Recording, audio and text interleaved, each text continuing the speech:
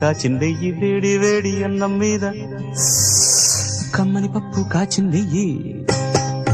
వేడి వేడి అన్నం మీద కమ్మని పప్పు కాచిందెయ్యి పప్పు తప్పడం కలిపి కొట్టడం భోజనం మన భోజనం తల్లి తోడు పిల్ల మేక తల్లి తోడు పిల్ల మేక ఆలు మగలు అత్త కోడలు బాసు బంటూ ఒకటేనంటూ కలవడం భోజనం వన భోజనం